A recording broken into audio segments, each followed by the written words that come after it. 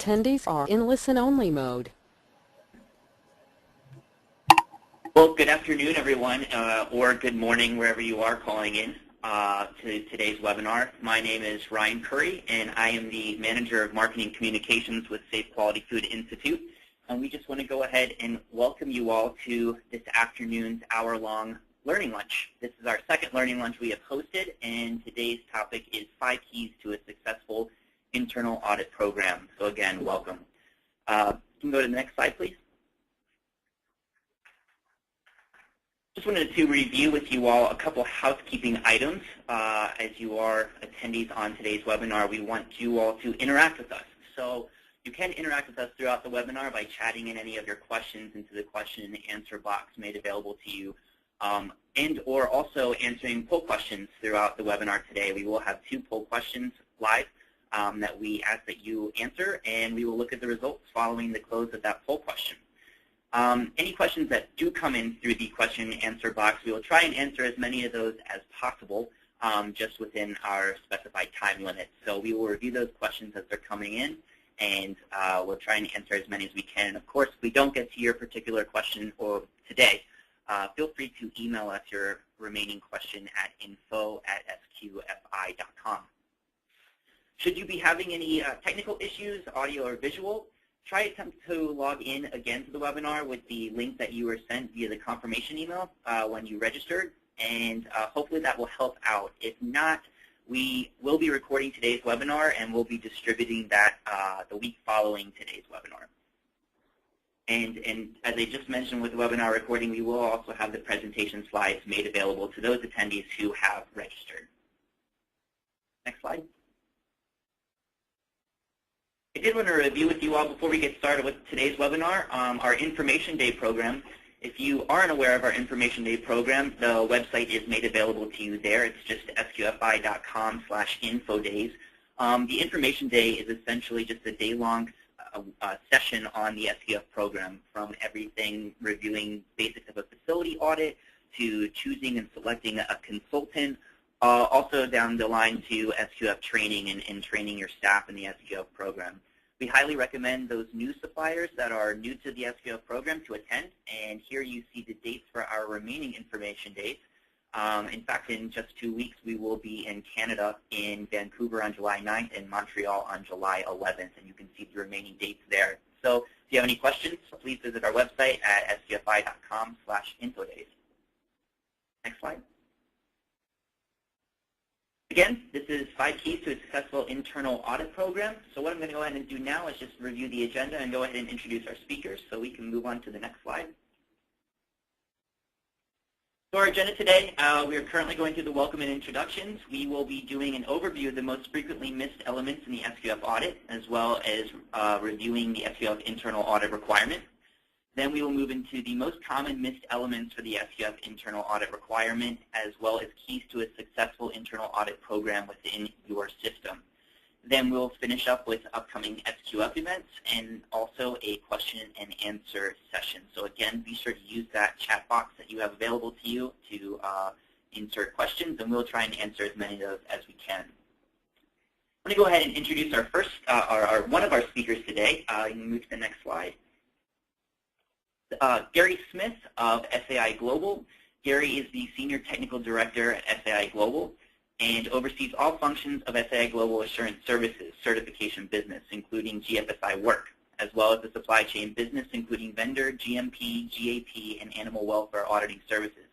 He is a 20-year industry veteran and has a wealth of experience with all segments of supply chain business with specific expertise in the expanding arena of global supply chain and sourcing. We are very happy to have Gary on today, a wealth of knowledge in internal auditing, and we are excited to have him speaking on the topic. Next slide. And our next speaker will be Leanne Cheboff. She is the Senior Technical Director for Safe Quality Food Institute and is currently responsible for the technical elements of the SQF program, including development, maintenance, and technical support of the SQF code and all of its supporting materials. Leanne has also a wealth of knowledge, 25 years of food service experience, specializing in supply chain food safety and quality assurance. So with that, I will go ahead and pass this on to Leanne Cheboff to kickstart today's webinar. Thank you, Ryan. Thank you very much. Welcome, everybody. I will be going over a brief introduction about SQF and the top nonconformances that we've identified in the edition 7 of the SQF audit, so the new edition. And what are those top nonconformances? And then kind of a summary, tips for compliance, what we're seeing. The top nonconformances, we broke them up actually in the 3 different types of audits. So the initial certification, the recertification, and their surveillance audit. So you'll see where each of the nonconformances are, and there are some themes going with that. So with the next slide, we'll discuss what are those top nonconformances for the certification audit. As you can see, we broke it up in Module 2 and Module 11. Those are where most of our SQF certificates are. In Module 2, obviously everybody has to use that particular module for regardless of your industry scope. Module 11, those are the post-farm gate food sector categories, and that's where all of the top where we are seeing a lot of our nonconformances. So in Module 2, you'll see those top in the certification audits are generally your business continuity plan, lack of testing of the program, lack of using, just general maybe canned programs, but maybe a business continuity program that isn't fit for your business.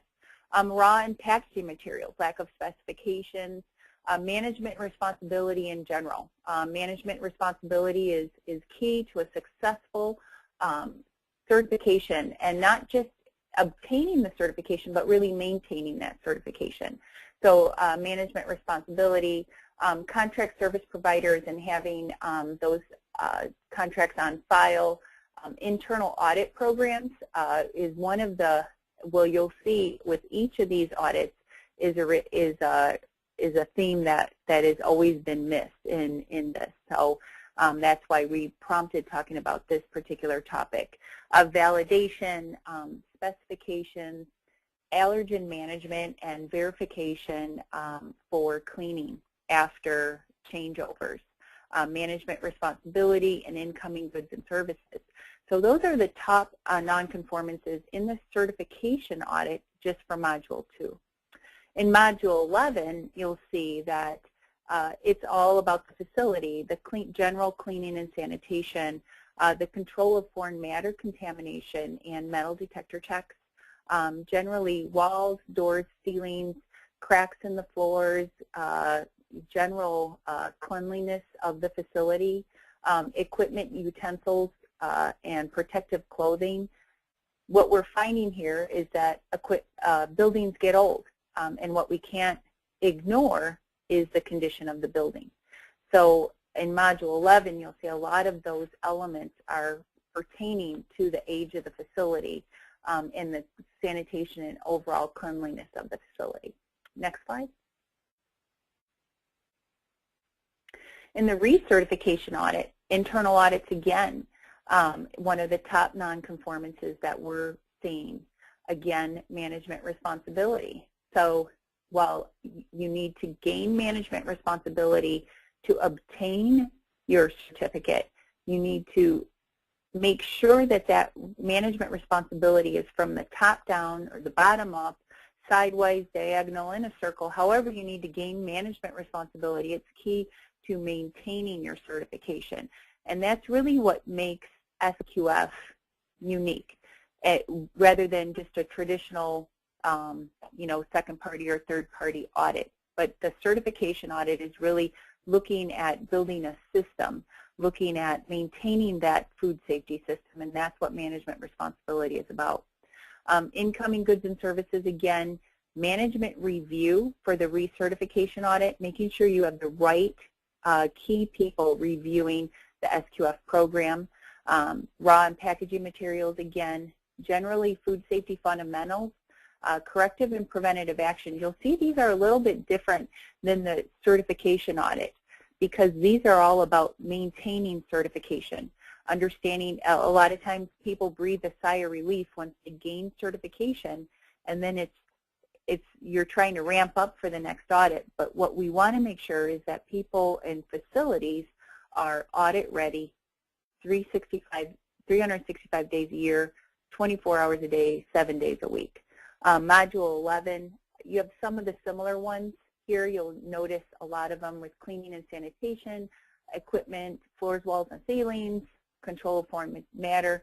But one that is different here is calibration. Calibration, and not just having equipment calibrated, but also knowing what to do with equipment that becomes uncalibrated, equipment that loses its calibration, how to protect that equipment, what to do with product if it loses that, if you're running product on equipment that loses its calibration.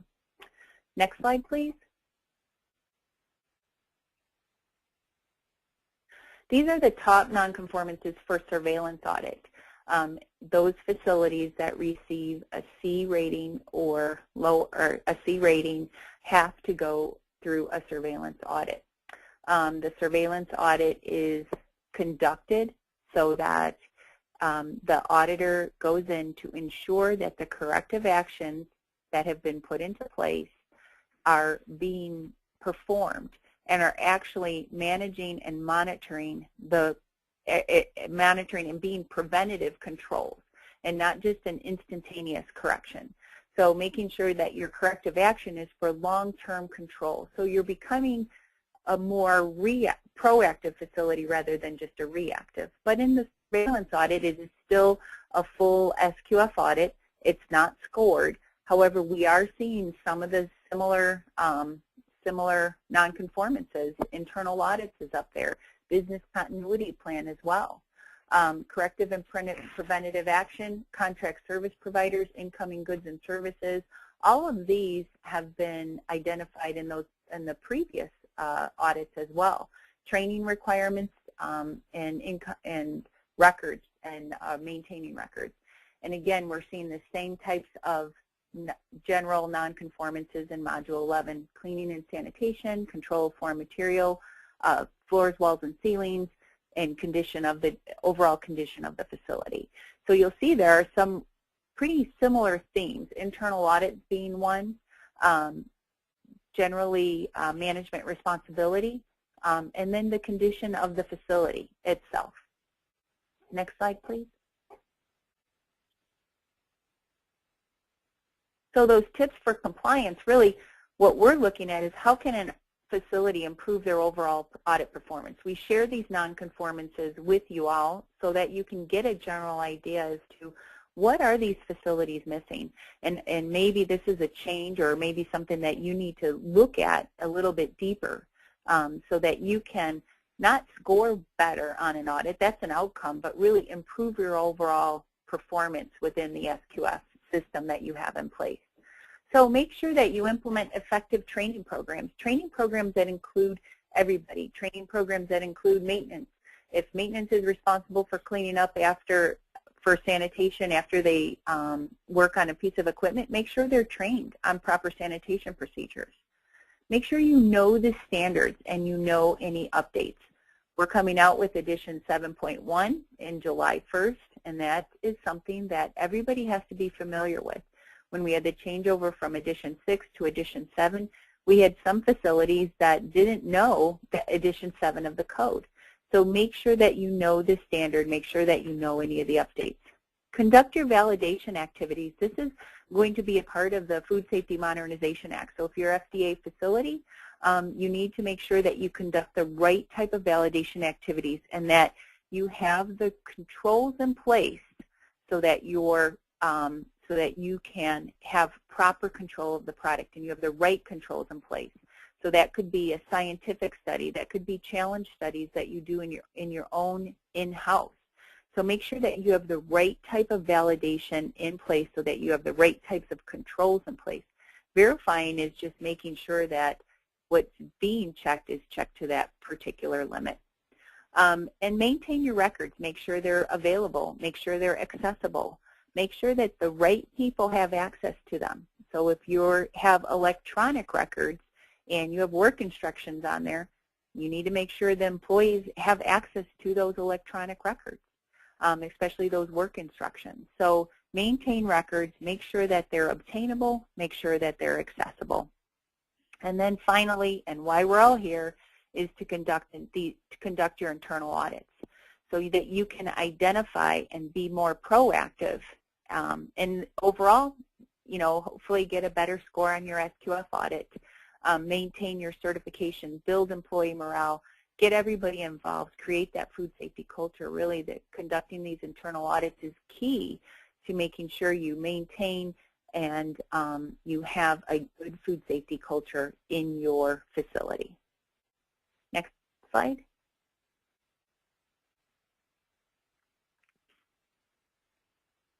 So basically, make sure that you know the knowledge of the standard and how to implement it. Keep it simple. Make sure you don't drown in paperwork. If you're going to collect data, make sure you're going to do something with that data.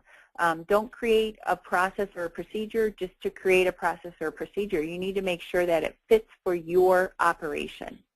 Have a strong internal audit program. Take it seriously, and Gary's going to talk through some of those steps that will really provide you with successful internal audits that you can act on and build a food safety culture.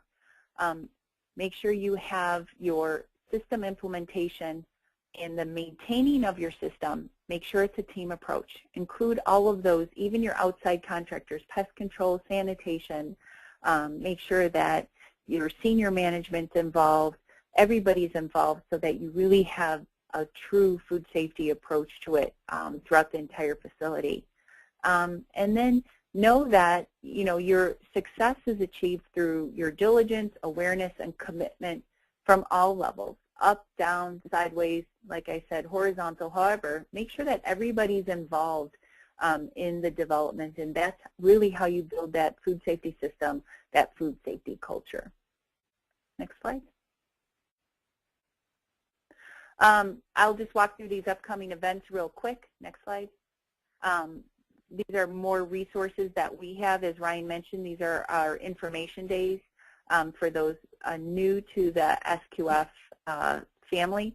If you want to know more about the SQF program, it really has a great overview about GFSI, why we're all here, the breakdown of an audit, our training, certification bodies are there. I know SAI Global will be in Canada as one of our sponsors, and we'll provide you also with a food safety modernization update as well. Next slide. Ryan mentioned the dates. These are our upcoming ones are in July in Canada, then we'll be in Mexico, Australia, Japan, and South Korea. Next slide. The other activity that I want to mention is our SQF International Conference. That is going to be in November 5th through the 7th. Registration is open, and we are finalizing the agenda. So keep checking the SQF website, and you'll see the upcoming agenda and also training courses. Next slide. And then finally, these learning lunches, the ones that we continuously will be having. Right now, the dates are to be determined, but we are looking at having the proposed produce rule. So similar to what we have with the preventative controls, we will have a comparison and a webinar against the proposed produce rule. One of the requests was validation versus verification, a practical approach, and providing real-time examples. And then also avoiding these top non-conformances. So more of a deep dive breakdown, not just how it applies to internal audits, but how we can, some of the challenges that we face for some of these top non-conformances, and what are some of the things that as facilities we can do to avoid them. And so, next slide. With that, I believe it is Gary. The next is a polling question. I'm sorry. So the polling question that we're asking everybody to complete is what is the biggest challenge that you face when conducting an internal audit in your facility? So is it getting support from production? Maybe it's, I don't know where to start. How do I prioritize? How do I get going? What does this internal audit mean? How do I follow up on corrective actions? They're just so hard to manage. Maybe you don't get, you don't understand how to complete the corrective actions, and maybe there's just too many distractions when you go out and conduct the internal audit. So there's just not enough time. So what are those biggest challenges that you face when conducting an internal audit? So when you answer that, I will pass this over to Ryan, and he can move forward with the webinar. Thanks, Leanne. So we will take about 45 seconds to a minute here to leave this poll question up, so feel free to answer, and then we will review the results that came in live, and then we will move on to Gary's portion of the presentation. So we will leave this up and running for about 30 more seconds.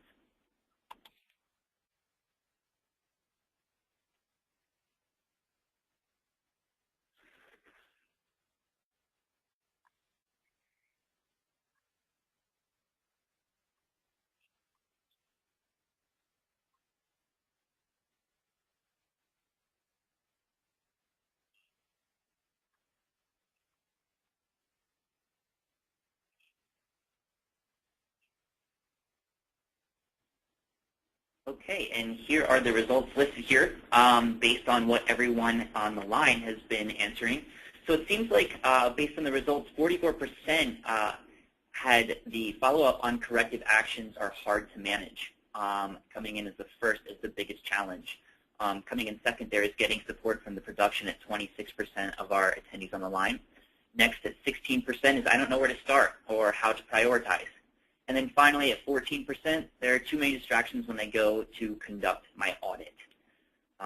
Looks like we have some good results here, and these will also be made available, these questions and the results will be made available to attendees after this webinar.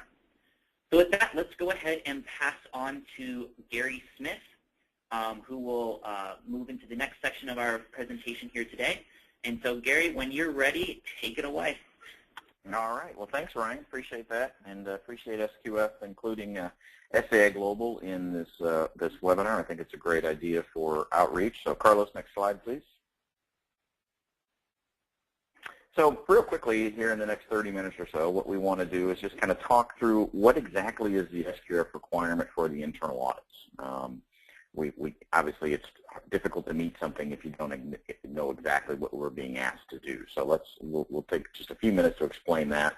Then we'll talk a little bit about the most common non-conformances during the SQF audit found within the internal audit program. Now, Leanne gave us a quick overview of common non-conformances on the different types of audits, but we'll dive into the internal audit program a little bit and see where are people struggling specifically with that program.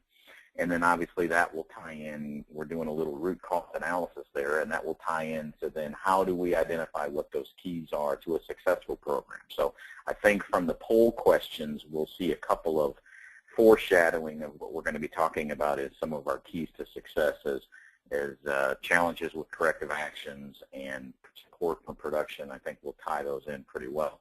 And then we'll talk about some of those challenges that we encounter with internal audits, obviously to follow up on what the poll question just reviewed. So, Alice, next, please. So let's talk a little bit about the standard itself. What exactly is the SQF standard requirement for internal audits? It's item 2.5.7, so you see it's in module 2. That means everybody has to do it. It is a mandatory module, so it's not, you can't exempt out of it. What the standard specifically requires is methods and responsibilities for scheduling and conducting internal audits to verify the effectiveness of the SQF system, including facility and equipment inspections, prerequisite programs, food safety plans, obviously at level 3, food quality plans, and regulatory controls shall be documented and implemented. So a program, a written documented program for the audit program, including a schedule, shall be documented and implemented. So specifically, a schedule with the scope and frequency. So what are we going to cover and when are we going to do it? Obviously, the corrections and corrective actions. So what is the difference between corrections and corrective actions? We know that, but the standard's asking us to define those and how are we going to manage those. Audit results, how do we communicate those to the relevant staff and management? So again, standards asking for, you have to describe within your procedures how you're going to communicate those to leadership and staff. And then of course we have to keep records of the internal audits and the corrective actions that lead from the findings of the internal audits. And then the last element piece there is that the staff conducting internal audits shall be trained in internal audit procedures. Now generally what that means, we'll talk a little bit more about it, is you expect kind of the lead person or the facilitator to have some type of formal external audits or training, you know, how to do internal audits at a course or online or something like that, and then they come back and train the rest of the members of the audit team on how to do internal audits. So it's not that every member of the team has to go to an outside course or something like that. They can, but they don't have to. But even you know, some internal auditor training is what the standard there is asking for. So next slide, please. So those are kind of some of the requirements that we're asking for. So where are people struggling specifically on internal audits? Well, remember, a major nonconformance within the SQF program means a systematic failure. It means the systems element is not being met. It means the program is failing or not existing. It means that we are having numerous instances of failures and deficiencies. You know, majors are pretty big deals within the SQF program. And, you know, looking through and polling and sampling some of the results, we find no schedule of internal audits. Obviously, the standard specifically asks for that. Where we don't have that, we're going to have major issues. One very common theme that I'm familiar with, that in some of the audits that I've been out on, the standard asks for verification and validation activities for prerequisite programs and for the system. I think Leanne just talked a little bit about that. And the standard is specific about how to verify your prerequisite programs and whatnot. But what people think that, well, that is all we need to do, and there is no auditing piece. So one of the themes that we're going to talk about is the internal audit is not what you do in your daily job. That's where you take a step back and you look at objectively at your company to see, are we meeting and are we doing what we say we're doing, and is it working? So obviously some companies have failed to do that, and that's where we have major nonconformities there. No responsibility for the internal auditor program assigned, so who's going to be that facilitator, who's going to lead it. And a common theme also here, internal audit program only covers GMPs. The SQF system is not audited, so that monthly 1-hour GMP audit that we do, where we're walking around with a checklist and making sure everybody's got their hairnets on and not chewing gum, that is maybe sufficed in the GMP audits of old, those old second-party audits, but the certification audits are asking for much more above and beyond that, so that's not working. Next slide. Some of the minor nonconformities that we have are, again, no internal auditor training for lead auditor. We talked a little bit about that. Not defined how the results will be communicated to leadership. So again, how do we communicate? It has to be written out. We need to have that documented, how we're going to communicate those results. And as we saw with some of the challenges, corrective actions are not taken for internal audits. So people are struggling with that. Obviously, it's identified in the audits that people are struggling with that. So hopefully we'll talk a little bit more about that later on. And then as Leanne mentioned also, no records of corrective actions. So those two certainly go together. So those are some of the challenges that folks are having. Next slide, please, Carlos. Some of the challenges that folks are having with the internal audit program. So let's talk about some of our 5 keys to success. One of the biggest challenges and one of the biggest feedbacks that I hear from people are that we don't have management commitment. Management commitment, as Leanne was talking about, top down, you've got to set the tone, you've got to set the culture, and you know, SQF practitioners and QA managers, as they come to our training courses or we go out on audits, we constantly hear we don't have commitment. And my question to them is always, what have you done to gain commitment? Because it's not just going to be given to you, you have to earn it. And one of the key ways, in my opinion, and one of my experiences, is to earn that commitment is to work with your leadership to say, look, what do you want our SQF system to do? But more importantly, what do you want our internal audit program to be able to achieve for us? What are our objectives? What do we want to accomplish? Because that's going to now get ownership, that's going to now get commitment. What we want to do is we want to turn away the premise or the notion that the internal audit program or the SQF system is QAs. It's not QAs. It's the entire company. It's the entire company's name on the certificate. It's not just the QA or the SQF practitioner. So we have to get away from the notion that the internal audit program is just QA's attempt to nag everybody to get things done. And how do we do that is we sit down with our leadership and we say, okay, what do we want to accomplish with an internal audit program? Because it's got to work for the whole company. So, you know, Mr. Plant Manager, Mr. Vice President of Operations, tell me what you want. Tell me what kind of internal audit program you want me to build for you. What kind of information do you want to receive from it? How can I help you to do your job better? And that will help you determine the scope. For example, you may have, you know, they may say, well, we're having a lot of customer complaints on products not failing to meet specification. So is there anything you can do with that on your internal audits? Absolutely. We can do more product audits. We can do more product audits against specification. We can do more process control audits during production. I mean, there's a lot of things we can do there. You know, we want to drive continuous improvement. Okay, well, let's look at our customer complaints. Let's look at our downtime. Let's look at our inefficiency of rework. Those are types of things that the internal audit program can affect. Or do we just want, you know, we want to make sure everybody's following GMPs. That's a part of it as well. So all of these different pieces can be tied into a schedule, and that becomes your internal audit program. But a lot of it depends on, again, what do we want to accomplish? You know, some examples of objectives, obviously, you know, make sure we pass the audit. And of course, as Leanne mentioned, that's an outcome. That's nice. But really what we're trying to create is a food safety culture within your organization to be proactive. That's kind of that next step from passing your second-party GMP audit, which is where we were all in the past, to now having a certification system in place. And it's a big step. And as folks who've been through the SQF program can relate, it is a big jump from passing the GMP audit to passing a food safety certification audit like SQF. So, you know, passing the audit's great, but really it's more of that's the outcome. We got to build the culture. We have to build the proactive systems inside. Certainly some other examples: driving continuous improvement, reducing non-conforming product, meeting customer specifications, meeting regulatory requirements, etc. So, you know, what drives your leadership team? What do they worry about? What are things that you can do as an internal auditor that can help improve their performance? And so we have to get away from the notion of the internal audit is to satisfy the code to the premise of the internal audit is to make us better.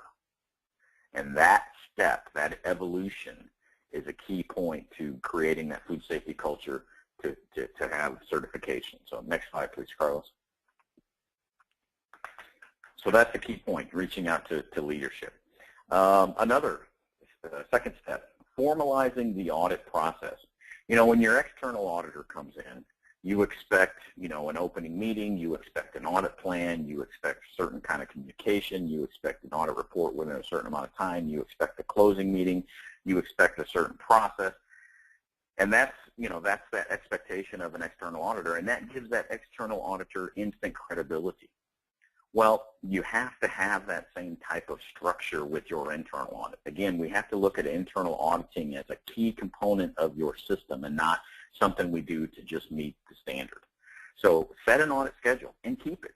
You know, it's very easy when it's kind of just your own thing to say, well, I'm going to postpone that because we're busy, because we got a customer visit, because whatever. You know, set that schedule and keep it.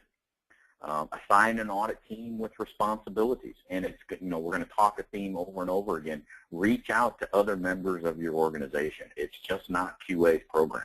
The more people you involve, the more ownership of the program you're going to have, the more everyone's going to be interested in the results. Definitely use an audit checklist. You know, you wouldn't expect your SQF auditor walking around there relying on their memory to institute the SQF audit. You certainly shouldn't do that as well. And obviously you build that checklist based on your scope, based on the objectives that you've set with your leadership team. What do we want to accomplish? Are we doing a product audit? Are we doing a systems audit? Are we doing a physical inspection? All of the above, and what's our schedule for when we're going to do those? You know, develop an audit plan, which is basically the schedule for what the audit's going to look like today. So, you know, when you're going out to say, you know what, we're going to audit the physical aspects of the building today. So today and tomorrow are all physical aspects, and we're going to break up and we're going to do production first, we're going to do the warehouse, then we're going to do shipping and receiving, then we're going to do the outside. Have a plan, have it written out, have it assigned to team members who's going to be doing what. Another key point that, again, your SQF auditor is doing this when they come out, conduct interviews during your internal audit. Ask your people, what do you do?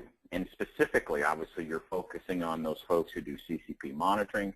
You're focusing on those folks who do shipping and receiving. You're focusing on folks who conduct training, because the auditor is going to be asking those kind of questions. You should be asking them to get people used to answering questions.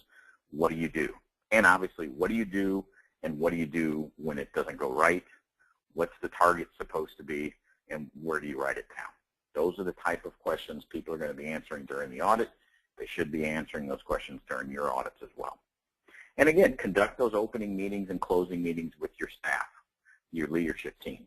You know, here's what we're going to do, here's what we're going to accomplish, here's our plan, here's the schedule, here's when you'll get the results. Again, you wouldn't have an external audit who doesn't do these types of things. The more formalized you structure your audit for internal audits, the more seriously people are going to take the results. Third successful step, communicate well. You know, as facilitator of the internal audit program, your job is to communicate well. Keep it top of mind. Create that awareness. Regularly provide updates to leadership at your monthly meetings, your weekly meetings, your management meetings, whenever they are. Always talk about it. Where you can, talk about it. Bring it up. Again, provide that audit plan and checklist to auditees at least 1 week prior to the audit starting. Get up front, be proactive. Take pictures of good practices, good improvements, as well as non-conformities, because they're great training tools. They're great to communicate to leadership of here's what we're doing well, here's what we need to do better, here's where we made a great improvement, here's where we still have opportunities. And because it's really hard to argue with a picture. Sometimes, you know, people's stories can get taken out of context. People can say one thing and think another. But a picture, as they say 1,000 words, and it's really hard to argue with a picture. And importantly, provide your audit results in a timely manner. You know, 5 business days or 5 days turnaround time is what your external auditor has to do. There's no reason you shouldn't do that as well. You know, an audit report that takes a month or 2 months or 3 months to get to senior management, they're not going to take those results seriously.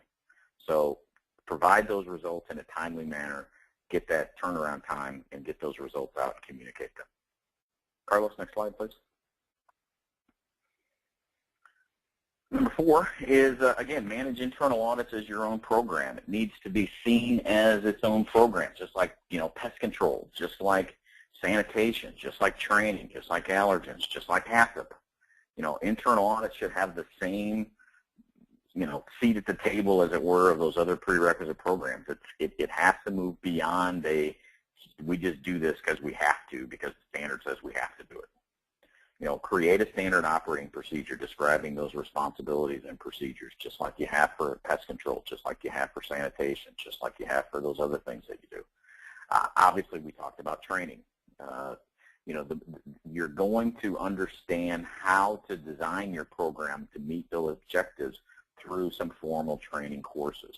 So we're not able to do that for you in the 30 minutes we have today, but if you go out and there's a lot of folks who have, you know, internal auditor training courses out there, you know, definitely take advantage of those, learn how to turn those objectives into a scope of an audit, and creating training tools to meet those objectives. Obviously, lead auditor training for the facilitator, and again, that doesn't mean one person has to do everything. Get those team members involved and give them some training to help them out. And again, create as many team members as you can from as many different departments within the company as you can. You know, maintenance, you know, is great. They're a little scary with its clipboard, but they can do some really good work. And, you know, they can tell if people are washing their hands. They can tell if people have their hair done. They can tell if people are wearing their proper frocks. So, you know, production people, maintenance people, warehouse people, office people, get as many people included on your audit team as you can. That's going to create ownership. That's going to create much more awareness about the procedures and the systems. Next, please, Carlos. And then the 5th, as we mentioned, was the internal audit, corrective action management. use that corrective action management program for all internal audit findings. Obviously, we had a challenge with internal audits. That's the biggest challenge, the corrective actions. A lot of folks will say, I don't get management support, I don't get commitment, nobody takes my results seriously, therefore they never follow up on with a corrective action. Well, the more you use your corrective action management system, the more effective it's going to be. When you keep it simple, but you follow through and you log it and you formalize it and you make it proactive, just like you have a work order system for your maintenance, or just like you have a hold log for your products, you need to have a log of all your internal non-conformities as well. Use root cause analysis, and again, you'll learn that when you go to some external internal auditor training courses, how to do root cause analysis, which is basically, why did this happen? Why did this happen? How can we prevent it from happening again? You'll learn things like corrections. You'll learn things like corrective action management. You'll learn things like preventive actions. Those are all critical parts of corrective action management that we have to learn how to use those within our facility. Some examples of things to include in that corrective action management plan. When you have these issues, run them through your system. Obviously, your internal audit findings, any regulatory audit findings. When you have non-conforming product, run them through your internal non-conformities. Results of customer visits where they have issues. Results of customer complaints that are valid. Run those through your internal corrective action management system, because again, the more you use it, the more people become aware of it, the more people are used to it, the more they know what to expect, and the stronger the program is going to be. Next slide, please, fellas. So what are some of the benefits of a strong internal audit program? Obviously, improving your audit score. We have it listed last, but that's certainly top of mind to most people probably. But really what it's going to do is it's going to drive continuous improvement. It's going to promote ownership of the entire SQF system. And again, it's promoting that food safety culture within your organization. It's understanding that the internal audit program is not something we do just because the SQF standard says we have to. It's something that we want to do because we want to try to get better. And again, you've got to get this from your leadership down. And what objectives do you want to meet? How can we get better? What keeps you up at night, Mr. Leader? How can we improve the organization? Use me as a tool to give you information, so let's drive improvement for the entire organization. And again, with a strong internal audit program, you get some credibility with those results. I've had numerous times, QA managers have said, look, please make sure you include this in your report, because if you don't, it's never going to get done. And to me, that is a huge red flag against management commitment, because really the results from an internal auditor should carry more weight than the results from an external auditor. Now, I know that maybe speaking a bit pie in the sky, but that's really where we need to be. That internal auditor needs to be just as credible, if not more credible, than the external auditor. So that's something that we have to continue to strive for, and that's something that a strong internal audit program will give us. Next slide, please, Colors. So some of the challenges, obviously, and we've mentioned some of those. Management commitment. If leaders do not take your results seriously, no one else will. And that's, you can, in some cases, again, how do you earn that? How do you work to facilitate that? How do you work to make that happen? You have to do that. In some cases, you're not going to get that at all, and leaders are not going to take your results seriously, and they're not going to want to work with you on that. So those are challenges, and those are going to be those places that really continuously struggle on their SQF audits. They're going to struggle with meeting customer specs. You can do, the key thing there is you need to do everything that you can do to gain that commitment. Time management, letting issues pull you away from audit schedule or issuance of reports. Again, if you're not credible with those results, if you're not credible with your schedule, if you can't count on that this is going to happen at this time, or I'm going to get this information, you're going to diminish the results once they do come out. Conflict resolution. What you can't do is use that internal audit as a way to, with an agenda or to make a point. you and your plant manager never seem to see eye to eye on things, and you're going to show them, and you're going to get it in the internal audit, and really, show them that you were right and they were wrong. That's not going to work. And conflict resolution is much more critical for an internal auditor even than it is for an external auditor. And for external auditors, it's very important. So internal auditors, it's even more critical. Again, bias. Who audits the quality program? If it's the SQF practitioner, is the QA manager, and so who audits the QA programs? If QA obviously plays a critical role in monitoring the prerequisite programs and monitoring the products and production, who monitors your programs? Who monitors your hold logs? Who monitors your traceability, your mock recall? Who monitors that? And who audits that? Keeping that independence in your internal audit and avoiding bias is a critical aspect. Where you can have, sister plants where trading practitioners, and you audit me and I'll audit you. Those are great pieces to try to add in if you have that capability. And ignoring previous issues for information. Your audit findings should only be found during the audit, not was observed earlier. That's doing your job. So, the key part of an internal audit program is understanding that, I've now got my auditor hat on. I'm not the QA manager anymore. I'm now looking at the facility as an auditor. So everything that I find during this part of the audit will appear in the audit report. When I'm a QA manager, when I'm verifying prerequisite programs, when I'm doing validations of allergens or whatever, that doesn't include what I'm going to do as an auditor. So keeping those two things separate is a critical aspect for a successful internal audit program. Next slide, please, Carlos. And just real quick, just want to give a few capabilities of SAI Global. If you could tell a little bit about SAI Global as a certification body. We do have many GFSI capabilities. Of course, first and foremost, there is SQF. We can also do the BRC, IFS, FSSE 22000 Global Gap, and Canada Gap standards as well. Next slide, please, Carlos. And we also do a series of training on SQF, HACCP, Internal Auditor, Food Defense, SQF in-house training as well as public training courses. On consulting, we can also do on-site gap analysis for many of the different GFSI standards. We can also do HACCP program facilitation, any type of prerequisite program review and development, allergen program review and validation, or product specification building.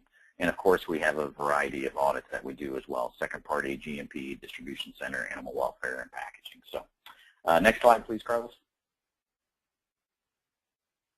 And with that, I'd just like to say thanks very much. Appreciate your time. That's my contact details there. As Leanne said, there's a lot more information that's going to be coming up at the SQF conference in November in Louisville. So I will be there, and SAI Global will be there as well, and we'll be talking on non-conformities within the SQF system within the new database, which will be exciting. And I'd just like to thank you very much for your time and attention today. And with that, I'll say goodbye. All right, thanks, Gary. So we are going to move into our next polling question for everyone attending the webinar. The next question we have available for you all is, what is the main benefit you see when conducting internal audits? Is it challenge areas are identified? Or do you feel better prepared for your SQF audit? Are staff engaged and focused on food safety? Or is it that the facility is generally proactive rather than reactive? So we will take about the next 30 to 45 seconds. Let's hear your input. Choose an answer, and then we will review the results. And based on time, we'll take about 6 to 8 minutes to do a question and answer session. So let's go ahead and take a few seconds here and see your answers.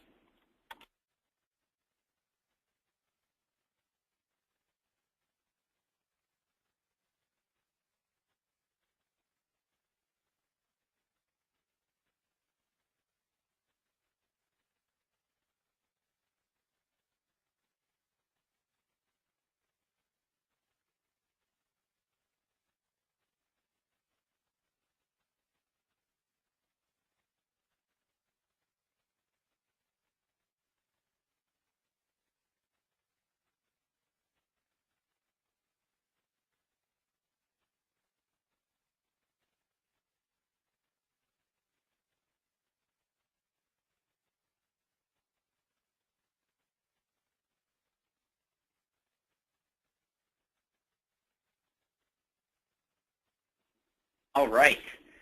So the results are in. Question again was, what is the main benefit you see when conducting internal audits? And it seems that from our audience today, 40% of you all said that the challenge areas are identified. Coming in at 24%. In second, the facility is generally proactive rather than reactive. In third, at only 21%, the staff is engaged and focused on food safety. And last, at 15%, I feel better prepared for my SQF audit. So very interesting results, and thanks for participating in that poll question. So what we're going to go ahead and do now is move into our question and answer session. Throughout the entire webinar, you all have been chatting in questions through our chat box. And so what I'm going to do is pass this over to Carlos, who's been managing the back end of the webinar with the questions that have been coming in. And we'll kickstart with the first question. Again, I apologize. We have a limited time to answer as many questions as we possibly can here within the hour. If your question doesn't get answered, please feel free to shoot us an email over at info@sqfi.com, and we will follow up with an answer at our earliest convenience. So, Carlos, I'll go ahead and pass this to you to bring up our first question, and then we'll open it to our speakers, Leanne and Gary. Thank you very much, Ryan. And yes, we have received a considerable number of questions.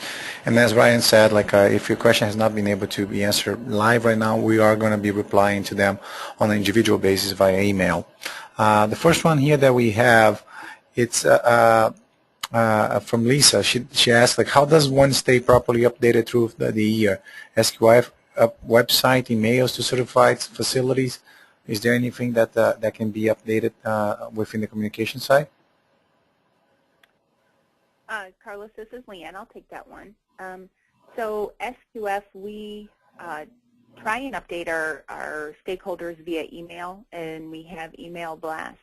What we would recommend is that if you want to get the most information and the latest news, we post everything on our website under the News tab. So if you go sqfi.com and under News, you would see all of the latest information. So on that tab is where we have our release for the SQF comparison against the proposed preventative controls rules with FSMA, any updates to the SQF code, whether it's edition 7, 7.1.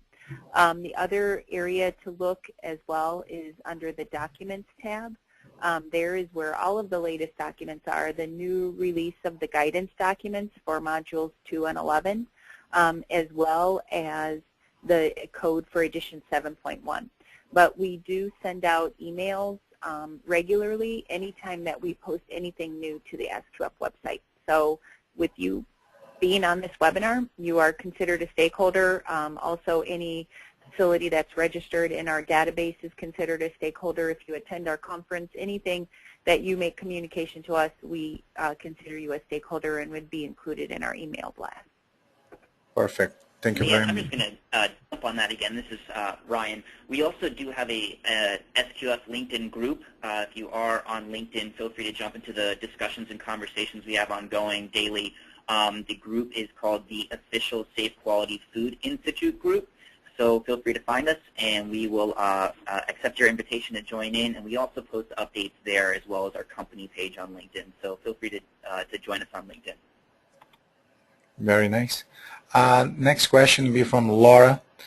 She's asking, what's the expected frequency of conducting internal audits? Gary, maybe you can take it out on that, or Leanne? I'm not sure. Yeah, I can take that one, Carlos. Okay, great. Yeah, I'm going to have to run here in just a second, but I can take that one.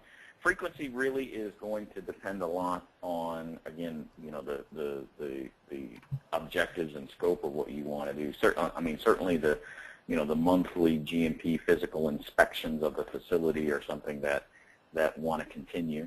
You're definitely going to continue doing that.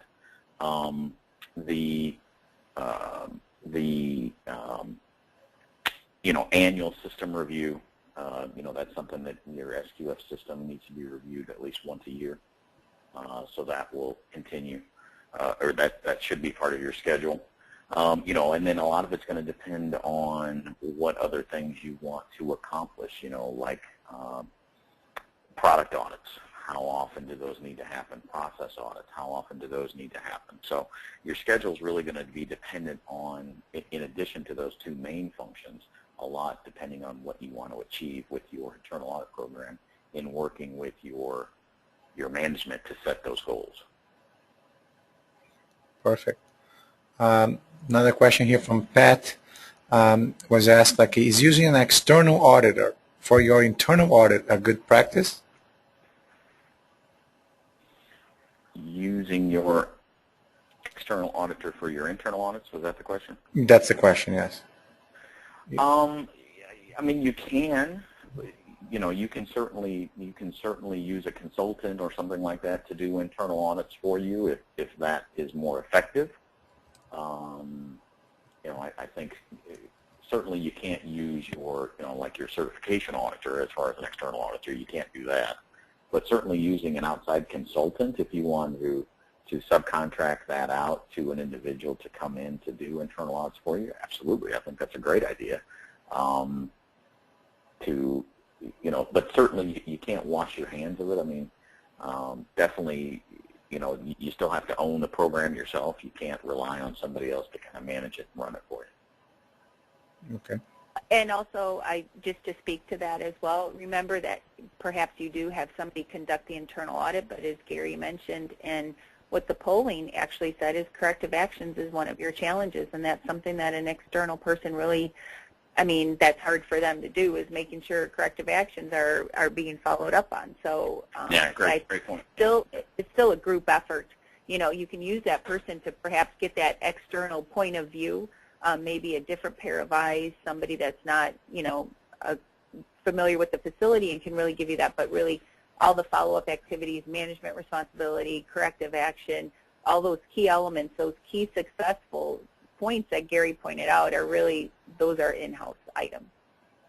Okay. Perhaps probably the last. We could take one last question. Yeah, I thought so. That's actually on the fly now. We understand that Gary has to go because he has another presentation, but maybe we can stay on for a few more minutes. Still up to you guys. This is from Heather. If you have too many members on your audit team, how do you ensure that everyone has an opportunity to audit?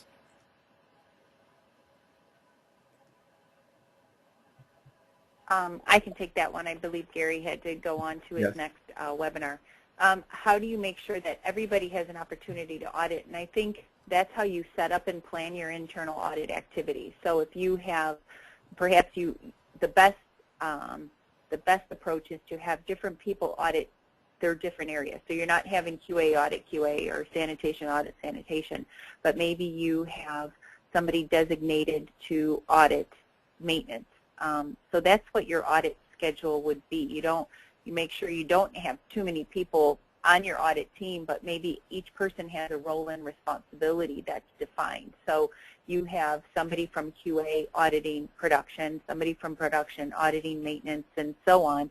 And then maybe you have somebody conducting an overall review of all the reports, somebody in charge of making sure that corrective actions are being followed up on. But everybody should have a role and responsibility, and perhaps maybe you would assign different people different roles to audit different facilities. And using, we have our SQF checklist on our website that you can use. It's free. It's a Excel document that perhaps you can use. You can use the internal audit feature in the Reliance database. A lot of people have been using that. A lot of suppliers have been using that. So making sure that the internal audits are captured. Additionally, we are working on, we know the challenges with the Excel spreadsheet that things can't be printed off. So we're working on a printed checklist that you can use, and that will also be available soon. Really within the next few weeks that will be available as well. So different ways that you can get people involved and making sure that everybody has an assigned role and responsibility. That's great. Thanks, and actually you covered a few other questions that a lot of people are asking about checklists available. So that was a great. It was 2 for 1. Great. Well, unfortunately, it seems that we are running out of time here. So I'm going to wrap up with just a few items, and then we'll go ahead and call it a day. Just so you are aware, this webinar has been recorded, and the recording session will be made available to you if you registered for the webinar itself. We do have your email address, so we'll go ahead and send that your way. And of course, we appreciate your feedback. So we will also be distributing a short survey. If you like this, let us know. And if you have some feedback as far as improvements that can be made to our learning lunches, let us know. We'll just take your feedback and work on our learning lunches in the future. And with that, I would like to thank Leanne Chavoff and Gary Smith and Carlos as well for hosting today's webinar. And of course, all of you who did join us today as well. I'd like to thank you also. With that, we'll go ahead and finish up here. So thank you for joining. We hope to see you at our events in the future, at either an Information Day or a training that we're hosting or the 2013 International Conference. Thank you.